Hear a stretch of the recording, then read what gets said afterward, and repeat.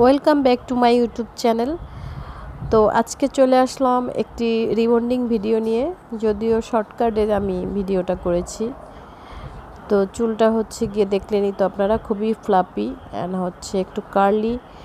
তো আমি প্রথমবার চুলটা আয়রন করিনি, চুলটা আমি একেবারে ডিরেক্ট হচ্ছে গিয়ে 2বার শ্যাম্পু করে নিয়ে কন্ডিশনার দেইনি, তারপরে হচ্ছে আমি 1 নাম্বার ক্রিমটা দিয়ে দিলাম।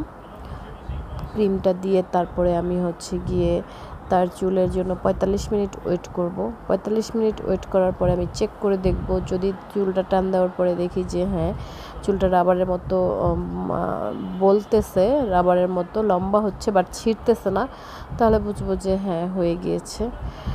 তো তখনই আমরা ওয়াশ করে ফেলবো। তো অনেক সময় আছে যে অনেকের চুল অনেক কম সময় লাগে, অনেকের তাড়াতাড়ি হয়। আমি একটু র্যাপ করে রেখেছিলাম, এখন আমি ওয়াশ করে ফেলতেছি। ওয়াশের পরে চুল হচ্ছে ওয়াশটা করতে হবে খুব ভালোভাবে, যাতে স্ক্যাল্পে কোনো রকম মেডিসিন না থাকে। তারপরে আমি একটু হালকা ড্রাই করে একটু সিরাম নিয়ে নিলাম।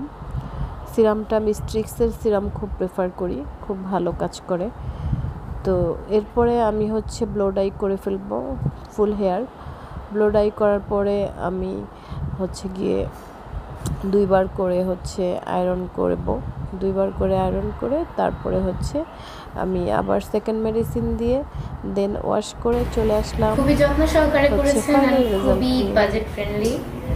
ক্লায়েন্ট সবাই অনেক আসতে হ্যাপি পারেন, ছিল, সে অনেক খুশি আপুদের হয়েছে। সার্ভিস খুবই ভালো, খুবই সময় নিয়ে ধৈর্য সহকারে করেছেন আপু। Thank you. তোমার পিছনে একটু দেখাতো, আমরা বিফোর আফটার অ্যাড করে দিব।